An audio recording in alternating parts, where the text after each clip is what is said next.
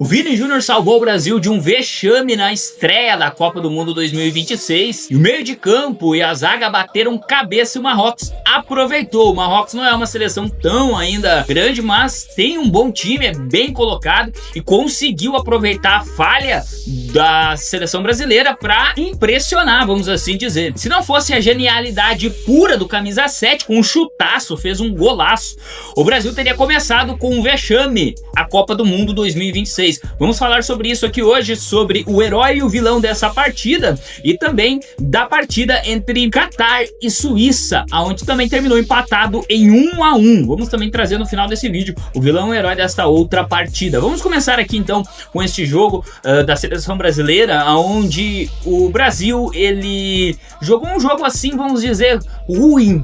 Não encantou, não jogou bem, não conseguiu se colocar como a seleção brasileira pede dentro de campo e acabou não conseguindo vencer esse jogo aí, saiu perdendo em um erro de jogada, certo? E nós vamos aqui eleger o vilão e o herói desse jogo, aonde os brasileiros esperavam algo mais, mas não conseguiram ver esse algo mais dentro desse time, dessa seleção que está atuando na Copa do Mundo 2026 lá nos Estados Unidos. Vamos lá, eu já quero saber de você o que você achou dessa estreia, enquanto nós vamos eleger o vilão e o herói desta história, deste jogo. Vamos lá, pra mim, o herói desse jogo é claro, Vinícius Júnior. Por quê? Porque ele conseguiu recolocar o Brasil na partida quando o Brasil estava perdendo por 1-0, tirou um gol ali numa jogada individual, fez um giro, um golaço, um chutaço, conseguiu colocar o Brasil em uma posição de novo dentro do jogo, mas o Brasil não conseguiu, né, ir além disso. E o vilão deste jogo, pra mim, a eleição do vilão desse jogo vai para dois, tá? Se não para um setor como um todo. Vai para Casemiro e Roger Ibanez. Por quê? Porque o Ibanez ele entregou a paçoca, vamos assim dizer, no gol marcado do Marrocos. Ele deixou o setor completamente aberto junto no meio de campo e perdeu o tempo da jogada, que permitiu, né, com que o Saibari, jogador do Catar, melhor dizendo do Marrocos, saísse de cara com o Alisson e colocasse por cobertura, inclusive, um belo gol do jogador do Marrocos. Mas vamos lá.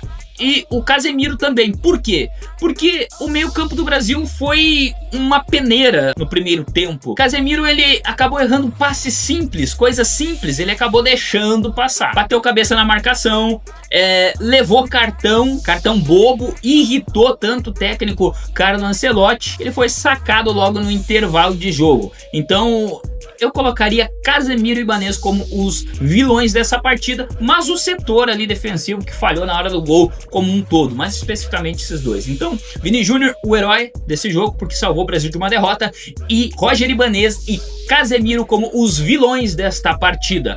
Agora, para nós já não demorar muito nesse vídeo, eu quero primeiramente te perguntar, você concorda com isso? Quem você elegeria como herói e vilão deste jogo? E o que você achou da estreia da seleção brasileira?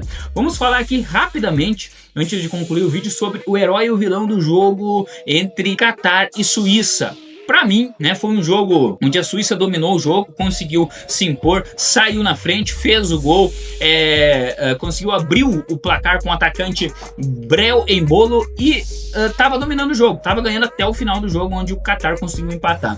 Então, pra mim, nós temos aqui um herói que seria da parte do Catar, porque o Catar conseguiu buscar um empate heróico no final do jogo. O herói deste jogo é o Bolen Krook. Eu não sei se eu vou saber falar certo esse nome aqui, mas tudo bem. É um nome bem complicado. E ele foi o cara que mudou a história do Catar. Por quê? Quando a derrota estava sendo certa, parecia ser certa, ele apareceu nos acréscimos no segundo tempo para marcar o gol de empate e garantiu um pontinho, o primeiro pontinho da história do Catar em Copas do Mundo, certo? Então por isso ele está sendo o herói deste jogo. E o vilão é o sistema de defesa coletivo da Suíça, que dormiu nos acréscimos, acabou deixando ali uma desconcentração. Passou o intervalo, o jogo inteiro dominando, conseguindo ter posse, ter domínio total, e no finalzinho entregou a paçoca, perdendo 3 pontos que poderiam ser muito importantes para a Suíça nessa Copa do Mundo, certo? Então o sistema defensivo no coletivo da Suíça foi o vilão deste jogo.